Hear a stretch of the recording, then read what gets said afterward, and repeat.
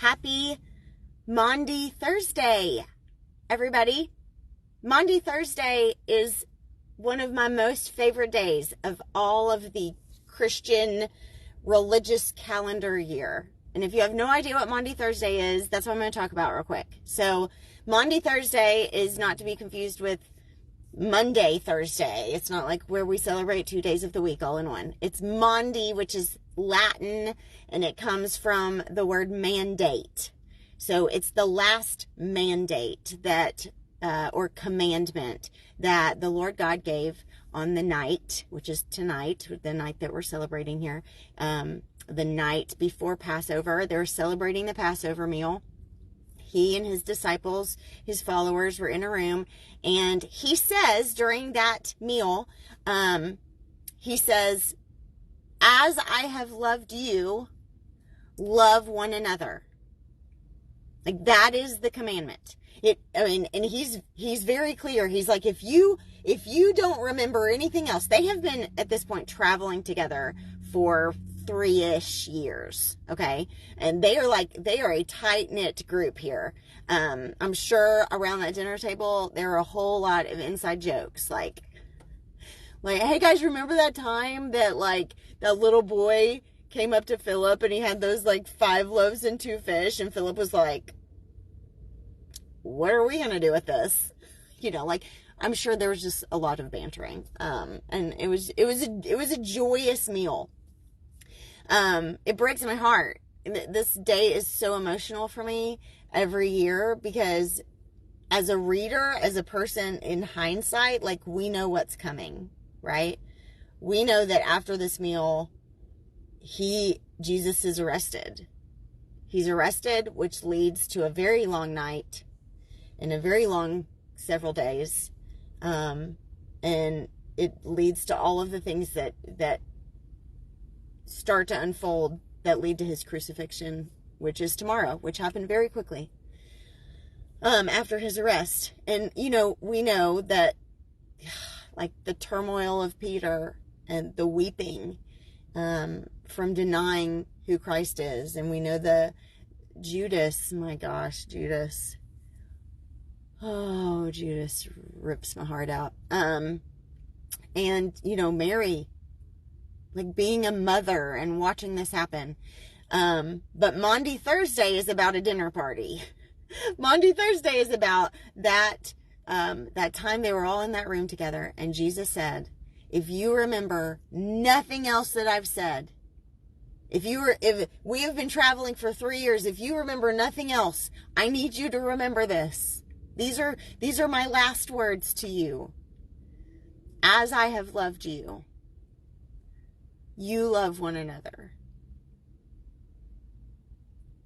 I want you to think about, what would you want your last words to be?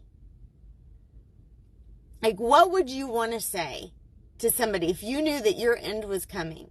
What would you want them to hear in the midst of whatever is coming? And, for Jesus, it was, I need you to love people well. Okay.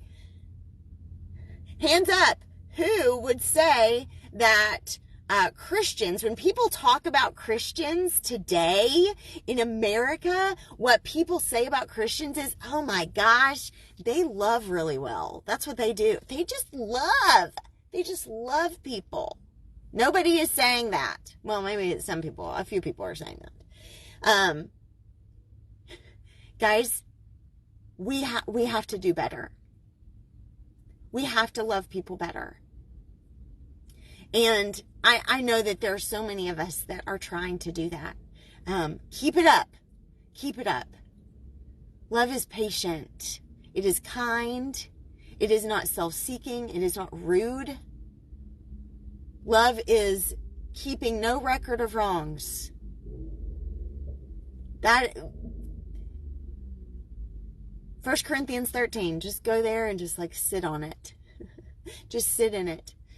The more that we know who Jesus is, the more that we can learn how to love well. Because when we study the words of Jesus, he is showing us and telling us how to do it. I love the Gospels, I would encourage you to jump into the Gospels if you have not done that. If you're like, oh yeah, I read the Bible. Oh yeah, I study. I'm in 2 Timothy. Like, that's great. I mean, the whole Bible's great. But I would encourage you, if we could just know the words of Jesus, it would be transformational for us. Love as I have loved you. If those 12 men who are from so many different backgrounds, so many different, you got fishermen, you got Jewish nationalists, you got zealots with daggers in their side pockets, you got, who knows what the other ones did. If you have these men and Jesus can take these 12 people with all these different childhood experiences and baggage and opinions and politics, if he can take those 12 people and he can put them together and they can actually love each other well, that's a miracle. And that's what he does. He unifies and he brings together and he reconciles. So may we be the people that are trying to do that. Please notice that the last mandate, Maundy, the last mandate that Jesus gave, it was not about, hey, make sure you do this, make sure you do this, make sure you vote this way, make sure you have the right opinion on this topic. Yeah, it was none of that. It was, I need you to love like I have shown you love. As I have loved you, I need you to go and love one another. That is how they will know that you are a part of me. That is how they will know that you follow me, is if you love well. That's it. That's it. Happy Maundy Thursday. I hope it's a wonderful day for you. I hope it's a day of reflection. I hope you can find some time to reflect on who Jesus is and what he did and what this weekend even means. I love you, friends. Oh, check out slatedforgrace.com because it has that's videos and blog posts about Jesus and his crucifixion, his resurrection on there this week.